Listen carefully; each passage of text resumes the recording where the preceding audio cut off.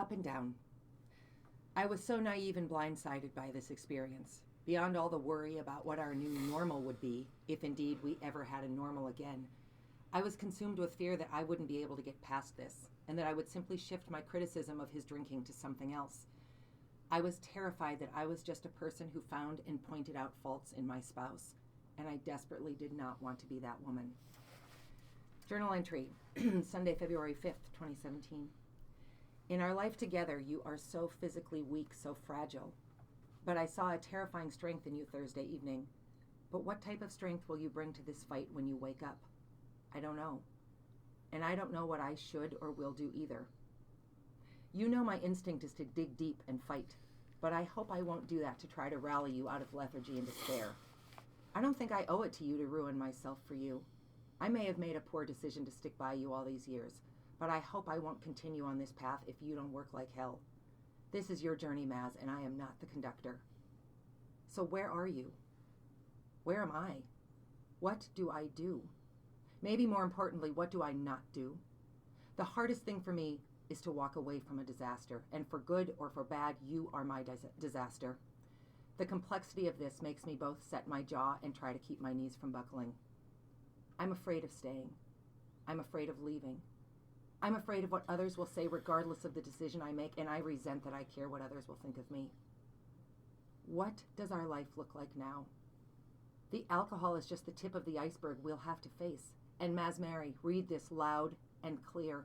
I won't fight this alone. In fact, I won't even lead this fight. I'll push you from behind, I'll hold your hand, but I won't drag you through this. Do you hear me? I resent the money, the lies, the secrecy, the accusations, the lethargy, the apathy, the stupors, the times I had to make excuses, the sadness, the anger, the loss of my integrity, the lame-ass relationship you gave to Quinn these last 5 years, and so much more. I resent you. And I mourn that your big brain and soft heart wasn't enough for you.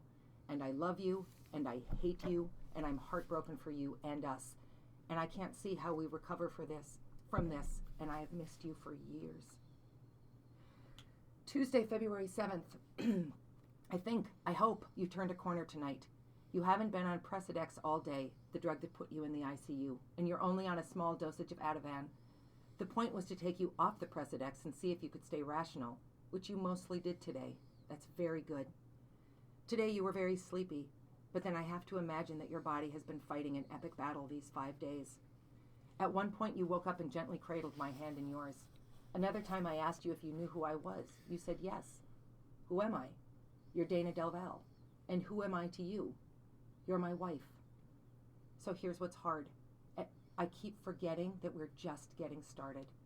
I want to think that we'll get you out of the ICU and off these sedatives and that you'll be better, but that's not at all true. In fact, the real work hasn't come close to getting started. Wednesday, February 8th. Talked with insurance today. Thank goodness it has excellent coverage for substance abuse. That's one less thing to obsess about. At least we shouldn't have to get a second mortgage or anything drastic. Thursday, February 9th. I'm not feeling very charitable about you today. It's Giving Hearts Day, a huge online day of fundraising, which means I have all of that in addition to regular work, Lily, and you. I'm tired of trying to find parking at Sanford. I'm tired of sitting next to your bed for hours at a time. I'm tired of living in the hospital. Pretty much I'm just tired. I'm fighting. Are you?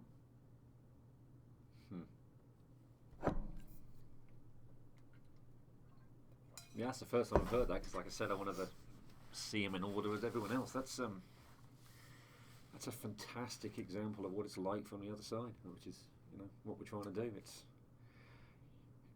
again, yes, do I feel guilty about this because I was, unconscious? Yes, but it's nice to hear.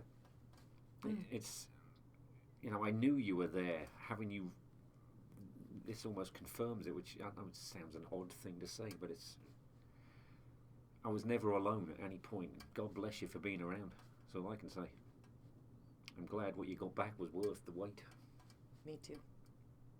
Me too. I mean, you got something back that was different, and I guess, it was better. Yeah. Definitely. Couldn't have been any much worse anyway. Better.